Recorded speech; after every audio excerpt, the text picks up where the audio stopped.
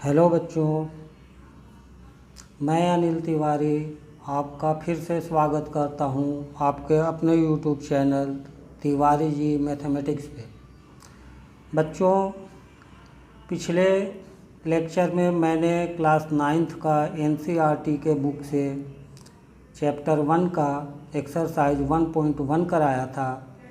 आज मैं उसी को बढ़ाते हुए एक्सरसाइज 1.2 चैप्टर 1 का सॉल्व कराऊंगा। ठीक है बच्चों, उसके पहले मैं आपको इस एक्सरसाइज से रिलेटेड कुछ कॉन्सेप्ट देता हूं पहले। ठीक है बच्चों, तो चलिए शुरू करते हैं एक्सरसाइज 1.2 का कॉन्सेप्ट बिना टाइम वेस्ट किए हुए। ठीक है बच्चों, चलिए, अभी तक हम लोग पढ़े थे रेशनल नंबर। रेशनल नंबर क्या था आपको याद होगा, जो नंबर P/Q के फॉर्म में लिखा जा सकता था, जहाँ P और Q इंटीजर्स थे और Q यानी डिनोमिनेटर वाला इंटीजर 0 के इक्वल नहीं था। ठीक है बच्चों, तो वो रेशनल नंबर था। आज हम पढ़ेंगे इरेशनल नंबर।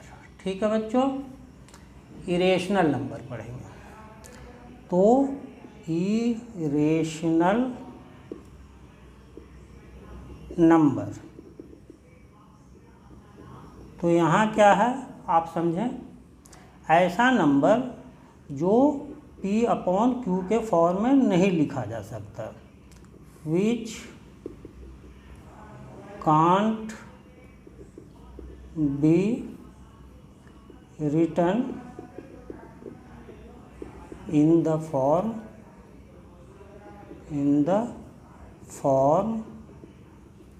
P/Q। ठीक है, where P and Q क्या थे, are integers and Q is not equal to 0। अब जैसे बच्चों एग्जाम्पल के तौर पर हम लें √2। ठीक है, √2, तो आप √2 को क्या लिख सकते हैं अधिक से अधिक, √2/1। आप P/Q के फॉर्म में लिखने की कोशिश करेंगे तो आप यही लिखेंगे √2/1। तो ये देखिए √2 इंटीजर है क्या, नहीं है। Q इंटीजर है, यानी डिनोमिनेटर तो इंटीजर है, लेकिन P यानी न्यूमरेटर वाला इंटीजर में नहीं है। √2 इंटीजर नहीं होता है, तो ये हम P/Q के फॉर्म में नहीं लिख सकते। इसी तरह से √3, इसको P/Q के फॉर्म में लिखने की कोशिश करेंगे तो क्या लिखेंगे, √3/1। तो √3 क्या है, इंटीजर नहीं है, यानी ये रेशनल नंबर नहीं है। ठीक है, फिर दूसरा एग्जाम्पल डेसिमल में यदि हम 0.1 0.1 0.01 0.001 इस तरह से आगे बढ़ते जाएगा इस पैटर्न में, तो इसे भी हम P/Q के फॉर्म में नहीं लिख सकते हैं। ठीक है बच्चों, तो इस तरह के नंबर को इरेशनल नंबर कहते हैं। स्क्वायर रूट के अंदर वो नंबर है जो परफेक्ट स्क्वायर नहीं है, जैसे 2 ये परफेक्ट स्क्वायर नहीं है, 3 परफेक्ट स्क्वायर नहीं है, तो इसका स्क्वायर रूट क्या होगा, इरेशनल नंबर। लेकिन बच्चों 4 का स्क्वायर रूट इरेशनल नंबर नहीं होगा, क्यों, क्योंकि 4 परफेक्ट स्क्वायर है। ठीक है, इसी तरह से √5, तो रूट के अंदर क्या है, 5 क्या है हमारा, परफेक्ट स्क्वायर नहीं है।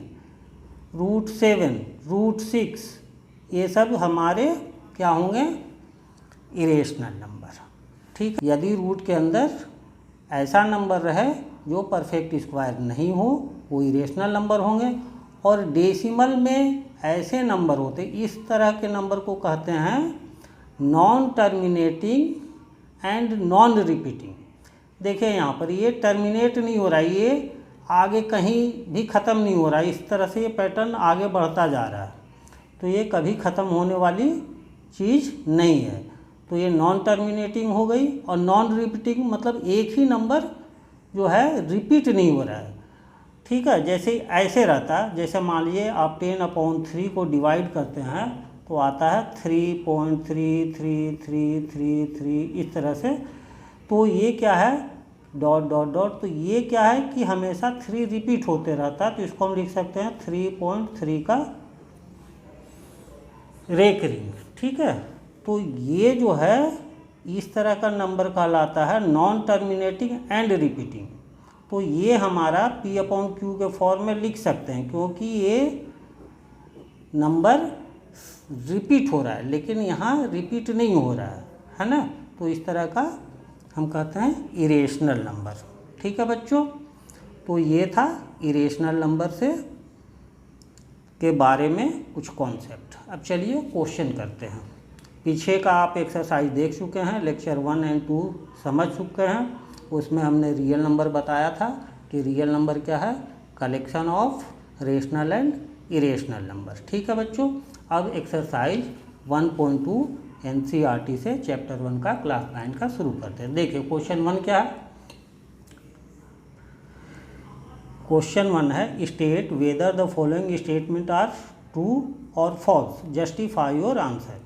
ठीक है, स्टेटमेंट के बारे में बताना है कि ट्रू है या फॉल्स है, और जो आप ट्रू और फॉल्स लिखेंगे उसको जस्टिफाई भी करना है विथ प्रॉपर लॉजिक। ठीक है, तो पहला क्वेश्चन पार्ट 1 में बोल रहा है every rational number is a real number. ये एक स्टेटमेंट दिया हुआ है। ठीक है, तो आप बताइए कि ये सही है या गलत। तो every rational number is a real number, true है। क्यों? क्योंकि बताए थे कि रियल नंबर क्या है, collection of rational and irrational number. यानी रियल नंबर में क्या आते हैं, रेशनल नंबर भी सारे आएंगे, इरेशनल नंबर भी सारे आएंगे, और सारे दोनों मिल करके कलेक्शन हमारे रियल नंबर कहलाते हैं। ठीक है, तो इस क्वेश्चन में कह रहा है कि every irrational number is a real number, तो ट्रू हो गया क्योंकि हर एक इरेशनल नंबर रियल नंबर होगा। तो answer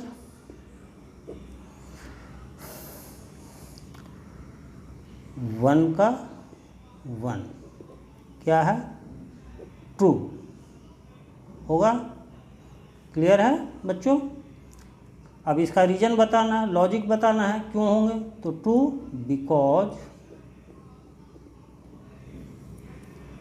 real number is collection of rational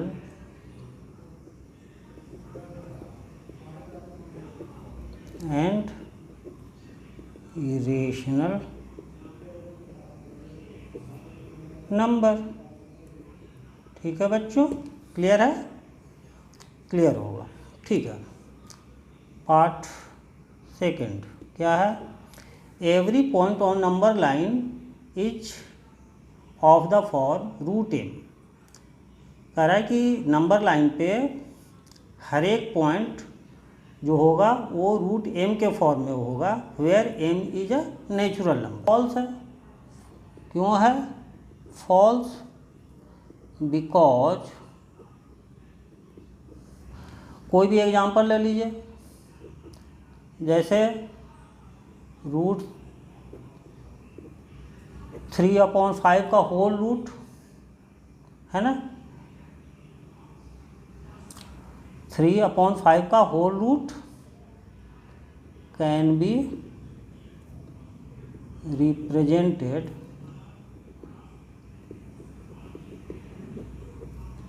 on a number line where 3/5 is not a natural number। ठीक है बच्चों, नंबर लाइन पे 3/5 का होल रूट भी हम रिप्रेजेंट कर सकते हैं, क्योंकि हर एक नंबर के करेस्पॉन्डिंग एक पॉइंट मिलेगा नंबर लाइन पे। तो 3/5 का होल अंडर रूट भी एक पॉइंट को रिप्रेजेंट करेगा, लेकिन ये रूट के अंदर जो 3/5 है वो क्या है, नेचुरल नंबर नहीं है। तो हम इसको भी रिप्रेजेंट कर सकते हैं नंबर लाइन पे। लेकिन यहाँ क्या बोल रहा था कि नंबर लाइन पे हर एक पॉइंट वो रिप्रेजेंट होंगे जो रूट एम के फॉर्म में होंगे और जहाँ एम क्या है, नेचुरल नंबर है, तो गलत है। ठीक है। तीसरा, every real number is an irrational number, तो गलत है, फॉल्स। क्योंकि रियल नंबर क्या है, real number collection of rational और इरेशनल नंबर, यानी ये बड़ा सा कलेक्शन है, बड़ा कलेक्शन है। इसके अंदर रेशनल नंबर भी होंगे, इरेशनल नंबर भी होंगे। तो कोई ज़रूरी नहीं है कि हर एक रियल नंबर इरेशनल भी होगा, वो रेशनल भी हो सकता है, तो ये गलत है। हर एक इरेशनल नंबर रियल होंगे, लेकिन हर एक रियल नंबर इरेशनल नहीं होगा, तो फॉल्स। रीजन वही है पहले जो लिखे थे, false. Because real number is collection of rational and irrational number. बच्चों, जैसे एग्जाम्पल के तौर पर आपको समझाऊं तो 3/5 ये क्या है, रियल नंबर है, लेकिन क्या वो इरेशनल है, तो नहीं है। तो इस तरह से बहुत सारे ऐसे नंबर, रियल नंबर मिलेंगे जो इरेशनल नहीं है। क्लियर है बच्चों?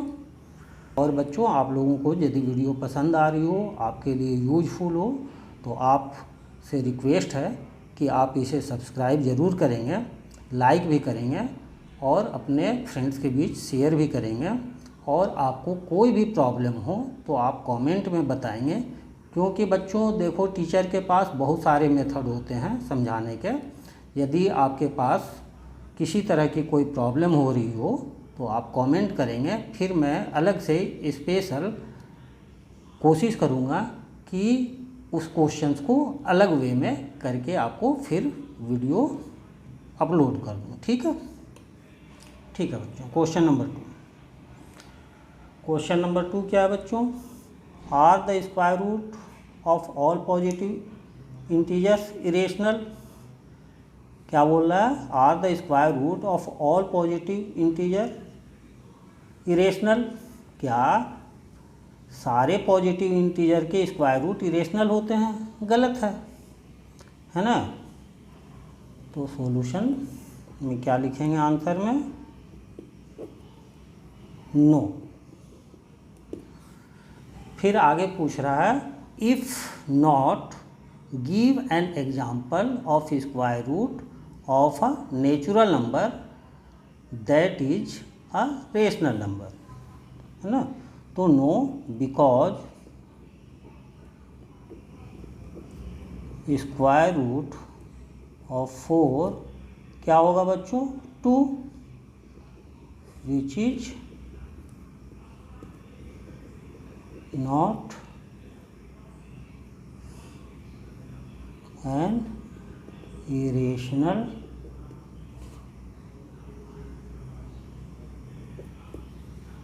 number। क्लियर है?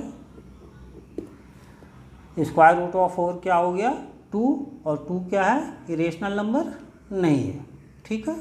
तो ये आपका आंसर कंप्लीट हो गया। ठीक है बच्चों। अब नेक्स्ट क्वेश्चन है कि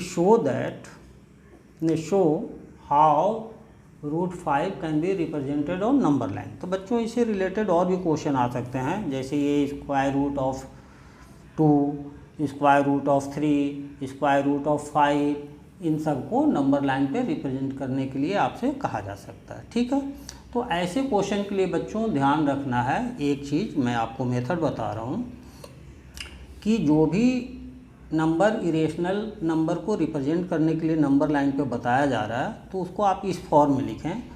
जैसे मान लीजिए आपको कहता √2, मैं अलग से बता रहा हूँ, √2 √3 इन सब चीज़ों को बता रहा हूँ, फिर √5 को भी बताऊँगा, ये आपको क्वेश्चन में दिया जा सकता है। तो आपको करना क्या है कि √2 का स्क्वायर कीजिए, जो भी नंबर लिखना है, जैसे √2 को रिप्रेजेंट करने के लिए कहा जा रहा है तो √2 को स्क्वायर कीजिए और इसको दो नंबर की स्क्वायर के प्लस के फॉर्म में लिखिए।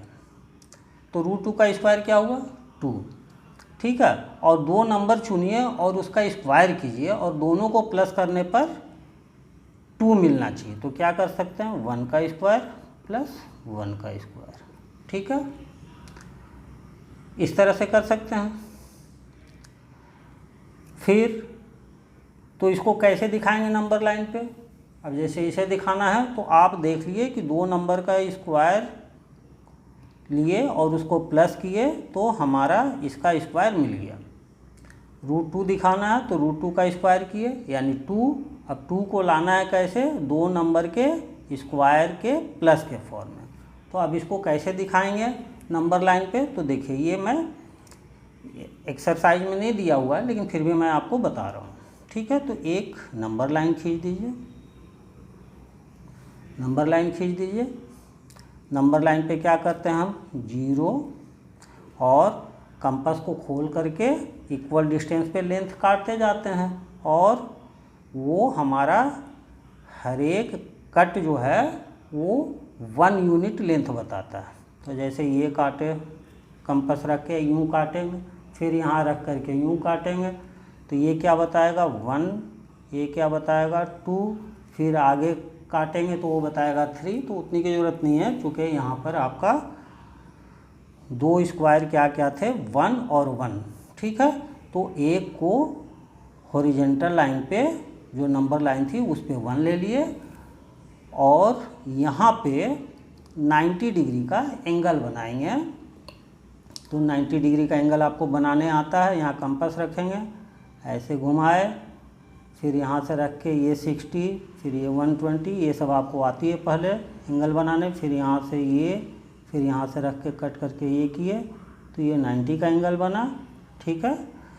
और 1 जो है 1, तो 1 यूनिट लेंथ इस पे लेना है और दूसरा 1 को इस पे लेना है, इस लाइन पे, ठीक है। तो इसी के बराबर एक लेंथ इस पे काट लेंगे, ठीक है। तो ये नापे और फिर यहाँ कंपास रखते हुए इसको कट कर लिए, ये लेंथ और ये लेंथ सेम हुआ। तो ये जो लेंथ होगा बच्चों ये हमारा √2 देगा, ठीक है। अब नंबर लाइन पे यदि हमको दिखाना है इस पे तो इसको ड्रॉप कर देंगे, यानी यहाँ कंपास रखेंगे और ये लेंथ ले लेंगे ये वाली, यानी यदि O है और ये C है तो O को सेंटर माने, OC को रेडियस माने और इसी को यूं ही ड्रॉप कर देंगे ऐसे। तो ये हमारा ड्रॉप कर दिए, तो ये हमारा जो है पॉइंट, ये जो है पॉइंट हमारा √2 बताएगा, ठीक है बच्चों। फिर अब √3 यदि आपको बोलता करने के लिए तो √3 कैसे करते, तो √3 का स्क्वायर करेंगे तो क्या मिलेगा 3। अब इसको लिखना है तो क्या हम लिख सकते हैं √2 का स्क्वायर प्लस 1 का स्क्वायर, ठीक है, क्योंकि √2 का स्क्वायर 2 और प्लस 1 का स्क्वायर 1, तो ये मिलकर के हो जाएगा 3 जो कि इसके इक्वल हो जाएगा। तो क्या करते हैं अब √3 करने के लिए फिर वही काम करते हैं। अब √2 का स्क्वायर तो एक्स एक्सिस पर यानी इस लाइन पे, नंबर लाइन पे √2 दिखा दिए, एक लेंथ √2 लेना है और दूसरा लेंथ जो वर्टिकल पे होगा वो 1 लेना है। तो अब यहाँ पर क्या करते हैं 90 का एंगल बनाते हैं, इस पॉइंट पे √2 पे 90 का एंगल बनाने आता है आपको, ये 90 का एंगल बना लिए और फिर इस पॉइंट पे 1 यूनिट लेंथ यानी यहाँ से यहाँ तक जो लेंथ था वही लेंथ को यहाँ कट कर लेते हैं। तो ये पॉइंट जो हमारा मिलता, ये पॉइंट यानी इसका स्क्वायर प्लस इसका स्क्वायर जो आ रहा है वो इसके स्क्वायर के इक्वल आ जाएगा, ठीक है। तो ये हमारा √3 हो जाएगा। तो ये √3 को अभी इसी पॉइंट को फिर यदि हम यहाँ ड्रॉप कर लेते तो ये हमारा √3 हो गया, ठीक। ठीक है। तो अब यहाँ देखते हैं √5। तो आप देखिए क्या कर सकते हैं, √5 का स्क्वायर को हम लिख सकते हैं 2 का स्क्वायर प्लस 1 का स्क्वायर, ठीक है। तो बहुत सिंपल है, यानी आप नंबर लाइन पे हॉरिजॉन्टल 2 लेंगे और 2 पॉइंट पे 90 का एंगल बनाएंगे और उस लाइन पे 90 वाले एंगल पे की जो लाइन बनी है उस पे 1 यूनिट लेंथ काट लेंगे। तो देखिए क्या करेंगे, एक लाइन ड्रॉ किए, ये 0 लिए, फिर कंपास से काटे तो एक कट किए तो 1 मिला, दूसरा इक्वल लेंथ किए तो 2 मिला, तो ये हमारा 2 हो गया। अब यहाँ पे 90 का एंगल बना लेंगे, यहाँ कंपास रखते हुए ये 60, 120, फिर इसको बाइसेक्ट करेंगे तो हमारा ये 90 का एंगल बन गया। अब यहाँ पर कंपास रख करके 1 यूनिट लेंथ जो ये था इसके इक्वल है ना, इसके इक्वल हम इस पे कट कर लेंगे, यानी 1 यूनिट लेंथ इस पे कट कर लिए। तो ये 0 से जब इसको मिलाएंगे तो ये हमारा √5 होगा।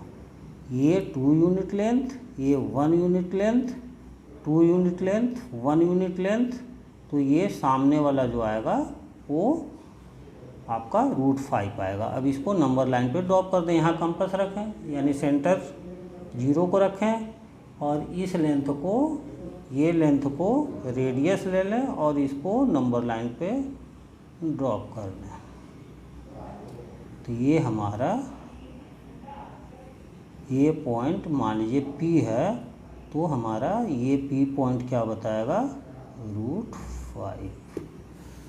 ठीक है बच्चों, उम्मीद है कि आपको ये चीज़ें क्लियर हो गई होंगी आपको, ठीक है। ठीक है बच्चों, ओके, धन्यवाद, थैंक यू।